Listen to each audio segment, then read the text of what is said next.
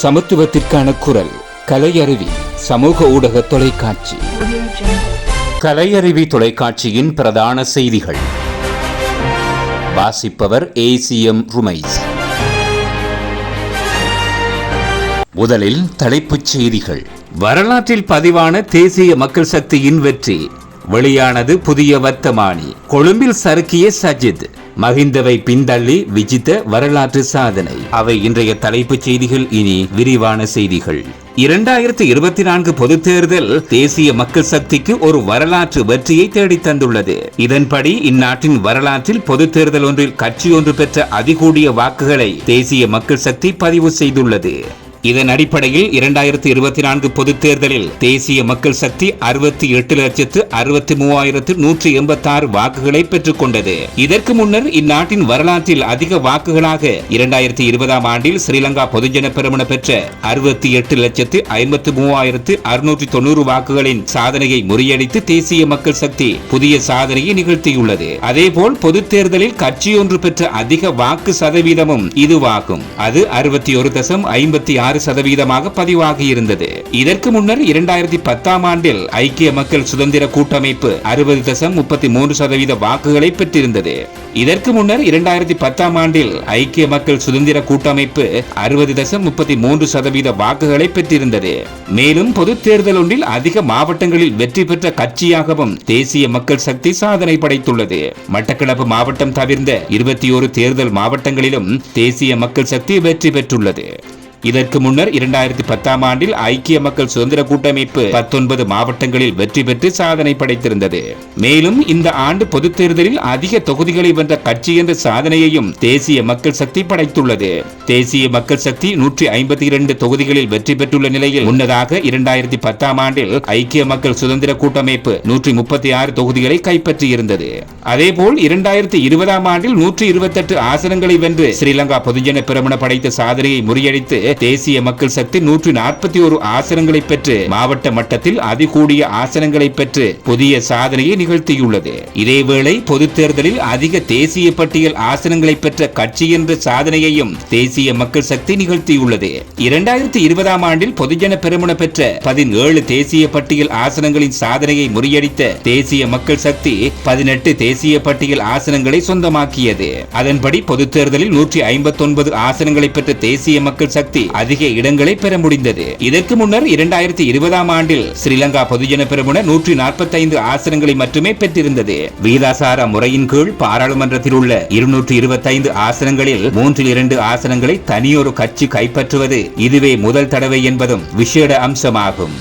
நடைபெற்று முடிந்த பாராளுமன்ற பொதுத் தேர்தலில் தெரிவு செய்யப்பட்ட பாராளுமன்ற உறுப்பினர்களின் பெயர்கள் அடங்கிய வர்த்தமானி அறிவித்தல் வெளியிடப்பட்டுள்ளது. 10வது நாடாளுமன்றத்திற்கு தெரிவு செய்யப்பட்டுள்ள 196 பாராளுமன்ற உறுப்பினர்களின் பெயர்கள் அடங்கிய விசேட வர்த்தமானியே இவ்வாறு வெளியிடப்பட்டுள்ளது.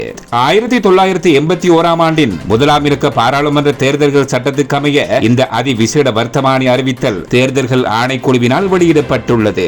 இதேவேளை தங்களது கட்சியின் சார்பில் தேசிய பட்டியலூடாக பாராளுமன்றத்திற்கு தெரிவு செய்யப்பட உள்ள பாராளுமன்ற உறுப்பினர்களின் பெயர்களை கட்சிகள் அறிவிக்க வேண்டும். அதன் பின்னர் 29 தேசிய பட்டியல் பாராளுமன்ற உறுப்பினர்களின் பெயர்கள் அடங்கிய வர்த்தமானி தேர்தல்கள் ஆணைக்குழுவினால் வெளியிடப்படும் என்பதும் குறிப்பிடத்தக்கது.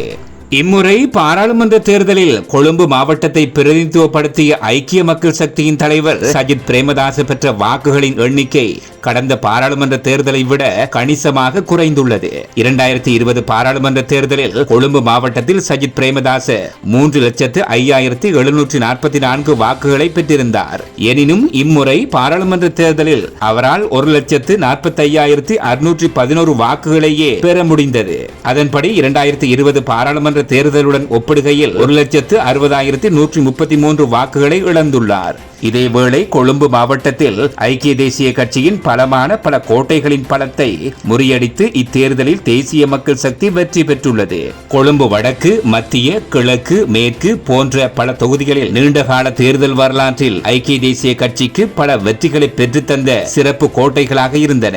கடந்த பாராளுமன்ற தேர்தலில் சஜித் பிரேமதாச ஐக்கிய மக்கள் சக்தியை பிரதிநிதித்துவப்படுத்தி அந்த கோட்டைகளில் வெற்றி பெற்றிருந்த போதும் இத்தேர்தலில் தேசிய மக்கள் சக்தி குறித்த கோட்டைகளை தன்வசப்படுத்தி வெற்றி பெற்றுள்ளது. இதன்படி ஐக்கிய தேசிய கட்சியின் இதயமாக இருந்த கொழும்பில் உள்ள பல தொகுதிகளில் அதிகாரமும் இம்முறை சஜித் பிரேமதாசவிடம் இருந்து பறிபோயுள்ளது.